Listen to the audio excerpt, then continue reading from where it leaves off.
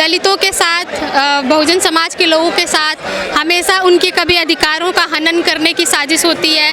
कभी प्रतिमा हटा दिया, कभी कोई कानून ला दिया, तो आए दिन अत्याचार होते रहते, उनके अधिकारों का हनन होता ही रहता है। तो ये कोई नई बात नहीं है, ये एक और चीज़ सामने आई है जिसका हम सामना कर रहे हैं और करेंगे। और सरकार की ये बड़ी साजिशें चल रही हैं जो हमारे अधिकारों को लेकर के, उससे लड़ने के लिए ये जन सैलाब आया है और उसमें एक मैं भी हूँ। क्या लगता है आपको, दलित समाज जागरूक हो गया है, वो अपने अधिकारों के लिए लड़ने के लिए तैयार है?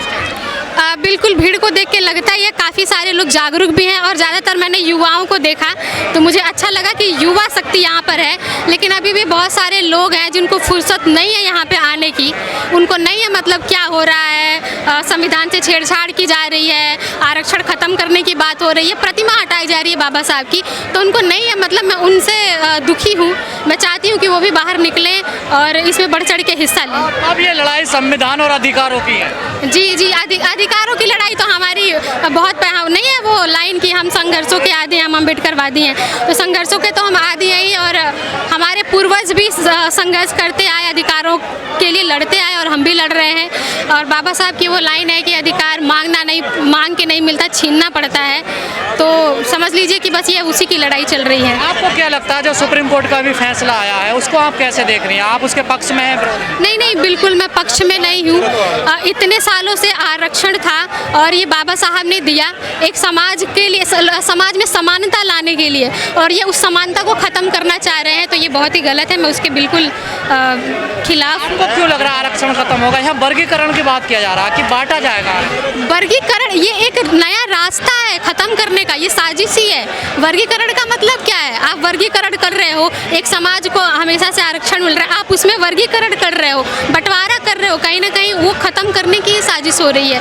इसको इस तरीके से देखना पड़ेगा। जो दलितों को घोड़ी पे नहीं बैठने दिया जाता, मूंछों के नाम पे मार दिया जाता है, मटका छूने पे मार दिया जाता है, आए दिन तमाम ऐसे अपराध सामने आते हैं, दलित लड़कियों के साथ क्या क्या होता, उस पर तो कभी सुप्रीम कोर्ट नहीं बोलता। जी, ये तो बड़ी ही बुरी शर्मनाक बात है कि कभी सुप्रीम कोर्ट नहीं बोलेगा, कभी ऐसे नेता नहीं बोलेंगे जिनको सामने आना चाहिए। और ख़ास करके मैं नेताओं में भी महिलाएं हैं जो वो भी नहीं बोलती हैं, तो मुझे इस बात का बहुत ही दुख है कि वो एक महिलाओं के लिए ही नहीं बोलते। कम से कम उन्हें तो खड़ा होना चाहिए, बोलना चाहिए। कि जो संसद में नेता हमारे गए हैं वो भी शांत हैं, तो मैं वही कहती हूँ वो भी खामोश बैठे हैं। तो मुझे एक लाइन याद आती है कि तेरी एक पल की खामोशी तेरी बस्ती मिटा देगी, तेरे एक पल की खामोशी तेरी बस्ती मिटा देगी। अरे वो भीम की औलाद जुबान से बोल के तो देख, तेरी जय भीम की बोली उनकी हस्ती मिटा देगी। तो ये खामोशी से काम नहीं चलेगा। वो कहते हैं ना कि ज़रूरत पे ना बोलने का पछतावा उतना नहीं होता है जितना अगर ज़रूरत है और हम वहाँ पे नहीं बोले तो उसका पछतावा ज़िंदगी भर रहता है। क्या समाज को मूर्तियों के प्रति या प्रतिमाओं के प्रति अपनी एनर्जी खराब करनी चाहिए, एनर्जी लगानी चाहिए? देखिए, ये अपने अधिकारों के लिए लड़ना चाहिए। बिल्कुल लड़ना चाहिए, अधिकारों की और मान सम्मान की तो लड़ाई ही है।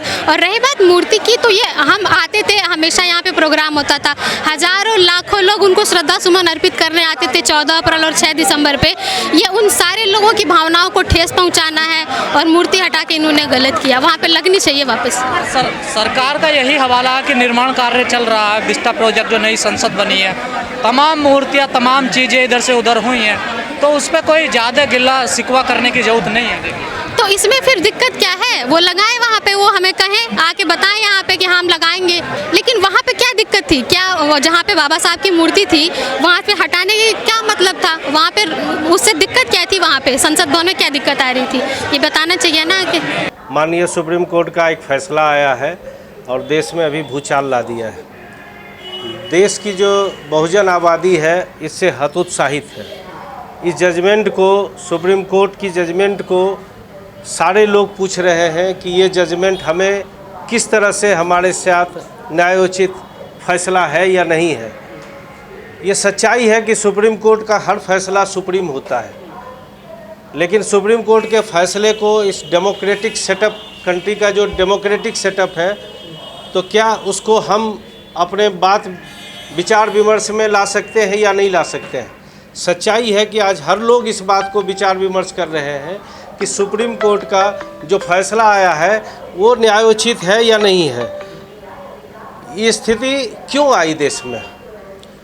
आज सवाल उठता है कि जो SC ST कम्युनिटी को रिजर्वेशन मिली, किस लिए मिली, उसका उद्देश्य क्या था?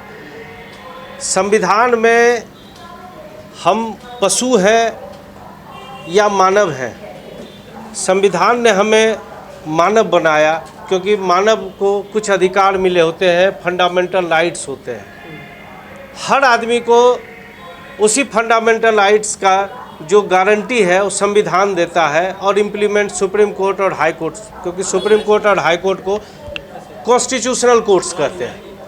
कॉन्स्टिट्यूशनल कोर्ट्स का मतलब ये होता है कि जब आपका फंडामेंटल राइट्स वायलेट होता है तो ऑनरेबल हाई कोर्ट में आप आर्टिकल 226 में आप जाइए, और जब फंडामेंटल राइट्स वायलेट होता है तो आप सुप्रीम कोर्ट आर्टिकल 32 में जाइए।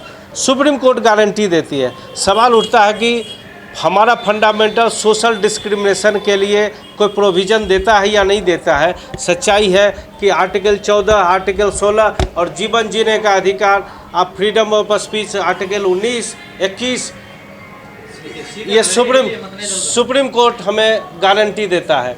अब जब सुप्रीम कोर्ट का कोई फैसला अगर हमारे फंडामेंटल राइट्स को ही वायलेट करने लग जाए तो सवाल उठता है कि हमारे राइट्स कहाँ रह जाएंगे। अब इसका असर क्या होगा? सब क्लासिफिकेशन करके एक नया डिस्क्रिमिनेशन पैदा होगा। सोशल इम्पैक्ट आप उसका देखिए। और जिस दिन सुप्रीम कोर्ट ये बात मानेगी उसी दिन सुप्रीम कोर्ट को महसूस होगा। और सुप्रीम कोर्ट का फैसला ऐसा नहीं है कि बदला नहीं गया, सुप्रीम कोर्ट ने खुद ही महसूस किया कि हमसे कोई गलत फैसला हो गया है। सुप्रीम कोर्ट ने एक फैसला दिया अपील में, अपील के बाद सुप्रीम कोर्ट में रिव्यू फाइल हुई, रिव्यू में सुप्रीम कोर्ट फिर उसी गलत फैसले को अपील कर दिया। बाद में सुप्रीम कोर्ट को महसूस हुआ अरे नहीं, अभी मेरे मित्र डॉक्टर ओम सुधा एक केस का जिक्र कर रहे थे, रूपा हुर्रा वर्सेस अशोक हुर्रा। उसमें सुप्रीम कोर्ट ने कहा था कि मेरे अपील में भी मैंने गलत फैसला दे दिया, रिव्यू में भी गलत फैसला दे दिया। जुडिशियल कोई फैसला है वो किसी को हार्म नहीं करना चाहिए, मेरी गलती से फैसला हुआ। सुप्रीम कोर्ट भी, मुझे उम्मीद है कि हम रिव्यू पिटिशन फाइल करने जा रहे हैं अपने क्लाइंट डॉक्टर ओम सुधा और उनके सारे सहयोगियों के बिहाफ पे, और इमीडिएटली वो फाइल होगा। तो मानेगी सुप्रीम कोर्ट इस बात को कि जो रूपा हुर्रा अशोक हुर्रा में जो मैंडेट, उस जजमेंट का जो स्पिरिट है यहाँ भी लागू होगा कि सुप्रीम कोर्ट का ये फैसला न्यायोचित किसी भी तरह से जस्टिफेबल नहीं है, और इसलिए सुप्रीम कोर्ट अपने फैसले को अमेंड करेगी। किसी के मना करने से नहीं होता है। अध्यादेश लाएं, कानून तरीके से कानून का पालन करें। अगर पीएम मोदी सिर्फ वर्बली अगर बोल रहे हैं कि क्रिमिनल लागू नहीं होगा, तो आप पार्लियामेंट चला रहे हैं, सरकार चला रहे हैं, या कुछ भी बोलकर चला रहे हैं। अध्यादेश लाइए, 9वीं अनुसूची में डालिए, इसको मजबूत करिए ताकि आगे भी भविष्य में कोर्ट इसमें अपना हस्तक्षेप ना करे और लोगों का भरोसा ना तोड़े। तो क्या ये सब छलावा है सरकार का? भारत बंद को ये कमजोर करने का षड्यंत्र है। ये जान चुके हैं कि ये 2 अप्रैल 2018 से भी बड़ा, मजबूत और भयंकर आंदोलन होने वाला है। इस आंदोलन को रोकने के लिए, जनता को गुमराह करने के लिए ये षड्यंत्र रचा जा रहा है। पीछे से षड्यंत्र रचा जा रहा है कि वर्गीकरण करके इनको वोटों को, इनके लोगों को बांट दिया जाए। SC ST को बांटकर राज करना चाहते हैं। बांट करो राज करो की नीति इन्हीं मनुवादियों, ब्राह्मणवादियों, RSS से किसने ली थी? अंग्रेजों ने। और आज ये फिर अंग्रेजों के जाने के बाद देश में उसी फूटो और बांटो और राज करो की नीति का देश में पालन कर रहे हैं। 2024 के चुनाव में तमाम दलित एक्टिविस्टों ने, दलितों ने खुलकर इंडिया गठबंधन का समर्थन किया, लेकिन जब अब उनकी बात उठाने का समय आया तो ना अखिलेश यादव बोल रहे इस मुद्दे पे, ना राहुल गांधी बोल रहे हैं। देखिए, बोलेंगे तो वही जिन्होंने संविधान पढ़ा हो, जो बाबा साहब के विचारों से परिचित हो, जिन्होंने बाबा साहब का एक बुक भी, किताब भी पढ़ी हो। इन्होंने तो एक पेज भी नहीं पढ़ा। ये दोनों के दोनों फोटो वाले थे। कभी भी पढ़कर इन्होंने एक लाइन सुनाई संविधान की, बाबा साहब के किसी वॉल्यूम की 1 लाइन, 4 लाइन कभी नहीं सुनाई, सिर्फ फोटो दिखाया। जैसे होते हैं ना अनपढ़, वो कई बार पढ़ते पढ़ते क्या उल्टा अखबार पकड़ लेते हैं और वो सिर्फ चित्र देखते हैं, फोटो देखते हैं और ऐसे लगता है कि बहुत पढ़ा लिखा है, एक एक घंटे से लेके बैठा पेपर। तो ये वही लोग थे, इन पे कुछ नहीं था, ये जेब में सिर्फ संविधान, एक जेब में बाबा साहब का फोटो और उसे दिखाते थे दोनों हाथों से, और जनता का, SC ST के लोगों का, OBC के लोगों का, अम्बेडकरवादी लोगों का मूर्ख बनाते थे मजेदार तरीके से। तो प्रधानमंत्री ने जो आश्वासन दिया है उसका कोई मतलब, कोई मायने नहीं है। कोई मतलब, कोई मायने नहीं है। सुप्रीम कोर्ट का फैसला अपने आप कानून बन जाता है और ये कानून देश में लागू हो जाएगा। राज्य आज नहीं तो कल, राज्य धीरे धीरे इसको लागू करना शुरू कर देंगे। कांग्रेस के कुछ राज्य, कर्नाटक जैसे राज्य, आंध्र प्रदेश, कर्नाटक ने इशारा कर दिया है कि हम इसको अपने राज्य में लागू करने को तैयार है, हमें कोई ऑब्जेक्शन नहीं। धीरे धीरे लागू ही हो जाएगा, ये जनता बेवकूफ रह जाएगी। बिल्कुल, जनता बेवकूफ़ रह जाएगी। कॉलेजियम सिस्टम को ख़त्म करना चाहिए। कॉलेजियम सिस्टम रहेगा तो जब सरकार डायरेक्ट अटैक नहीं कर पाएगी जनता के हक अधिकारों पर, तो वो सुप्रीम कोर्ट के माध्यम से अटैक करती है, उनके हक अधिकारों को ख़त्म करना चाहती है।